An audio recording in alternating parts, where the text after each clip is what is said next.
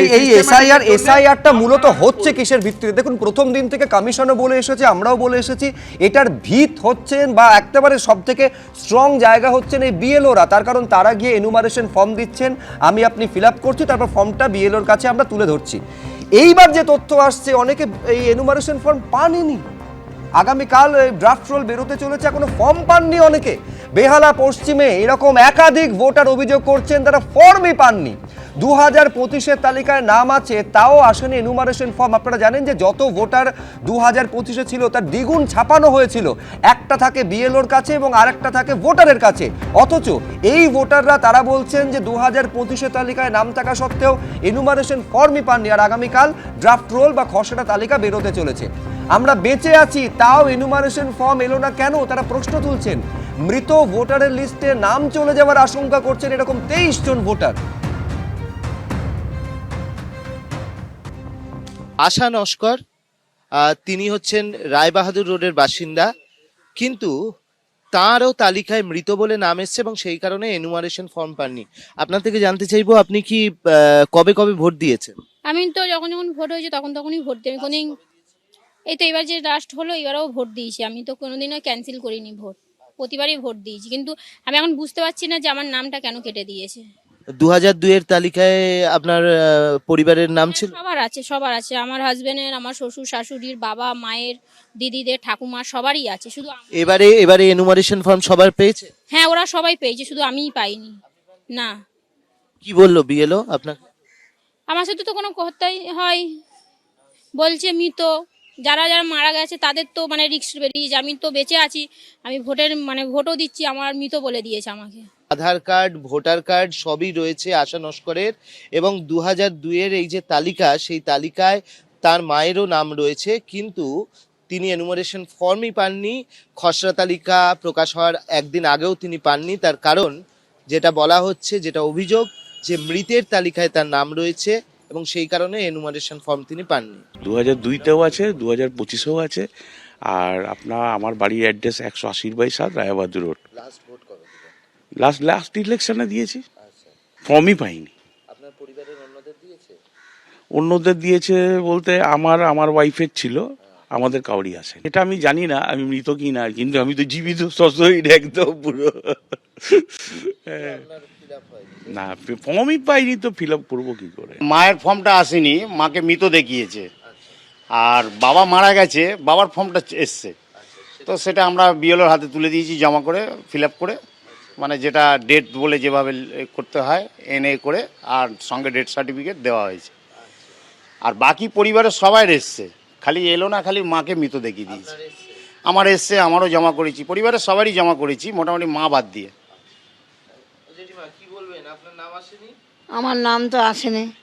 আমার তো সেই চিন্তা করে করে খুব শরীর খারাপ হয়ে যাচ্ছে খুব। আর কেন আসছে না, সবার এলো আর আমার কেন এলো না? আমাকে মৃত ঘোষণা করলো কেন? তো ভোটার আমার দুটো পার্টে বেরিয়েছে, 101 আর 69। 101-এ বেরিয়েছে 20টা, তার মধ্যে 3 জন বিজেপির লোক।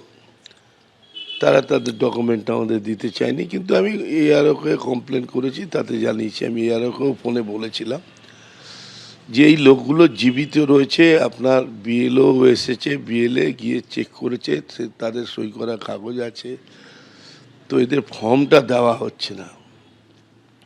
তা আমি বললাম আপনি লিখিত দিন, তাহলে আমি দেখে নেব। আমি লিখিত দিলাম 3 দিন। 26টা ধরুন ওয়ার্ডে যদি 20টা করে লোক বাদ যায়, তো 520 জন লোকের নাম বাদ হয়ে যাবে, 620 জনের বাদ হয়ে যাবে। এবার 10টা ওয়ার্ড আছে বেহালা পশ্চিমে, আপনি ভেবে দেখুন কি অবস্থা হবে। আর এটা আমি বলছি, আমরা তো এখনো এটা দেখিনি, মানে খসড়া ভোটার লিস্টটা, তাতেই এই অবস্থা।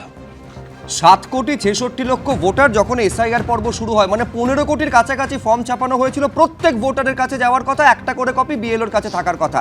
এই অবস্থায় একটা বিধানসভা কেন্দ্রে 23 জন ভোটার, তারা যদি এনুমারেশন ফর্ম না পেয়ে থাকেন, নাকি তাদের অবধি এনুমারেশন ফর্ম পৌঁছে দেওয়াতে কোনো বাধা তৈরি করা হয়েছিল, কোন অদৃশ্য কারণ, এখন এসআইআর এর পর এই 23 জন ভোটার কি করবেন তাহলে? এই প্রশ্নের উত্তর কে দেবে?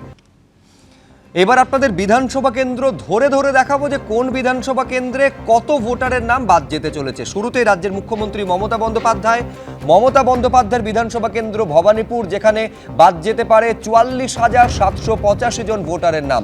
তারপরে চলে আসুন বিরোধী দলনেতা শুভেন্দু অধিকারীর বিধানসভা কেন্দ্র নন্দীগ্রাম, 10,599 জনের নাম বাদ যেতে পারে। এরপরে চৌরঙ্গি নয়না বন্দ্যোপাধ্যায়ের বিধানসভা কেন্দ্র, যেখানে 74,553 জনের নাম বাদ যেতে পারে। বিবেক গুপ্তর কেন্দ্র জোড়াসাঁকোয় 72,900 জনের নাম বাদ যাওয়ার সম্ভাবনা। এরপরে আসুন বাবুল সুপ্রিয় বালিগঞ্জ বিধানসভা কেন্দ্র থেকে বিধায়ক, 65,170 জনের নাম বাদ যেতে পারে। ফিরহাদ হাকিম, যিনি কলকাতা বন্দরের বিধায়ক, কলকাতার মেয়র, 63,730 জনের নাম এই বিধানসভা কেন্দ্র থেকে বাদ যেতে পারে।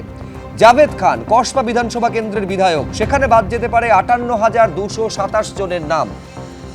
কাশীপুর বেলগাছিয়া বিধানসভা কেন্দ্রের যিনি বিধায়ক, ডেপুটি মেয়র কলকাতা পুরসভার অতীন ঘোষ, তার কেন্দ্রে 53,360 জনের নাম বাদ যেতে পারে।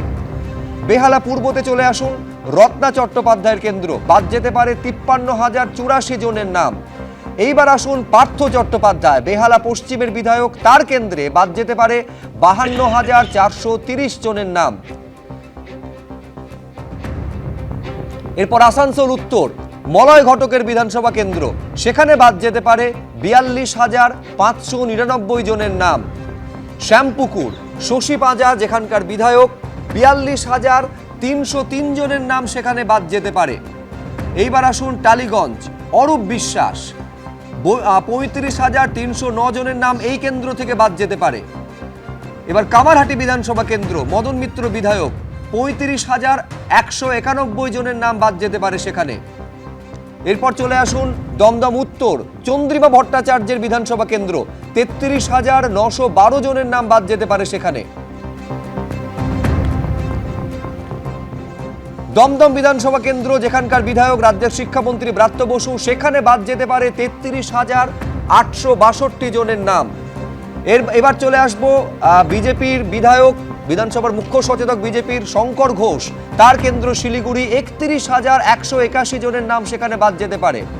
আসানসোল দক্ষিণ কেন্দ্রের বিধায়ক অগ্নিমিত্রা পাল, সেখানে বাদ যেতে পারে 29,202 জনের নাম।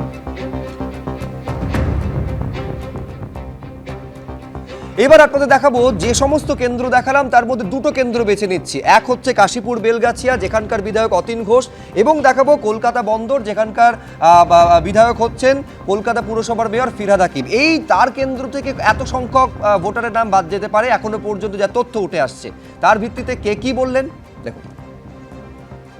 মানুষ ভোট দেবে, আর সেই ভোটে আমাদের জিতবো কি হারবো নির্ণয় হবে। না ইলেকশন কমিশন করবে, না কেউ করবে। সুতরাং আমরা দেখব যাতে জেনুইন ভোটার একটাও বাদ না যায়।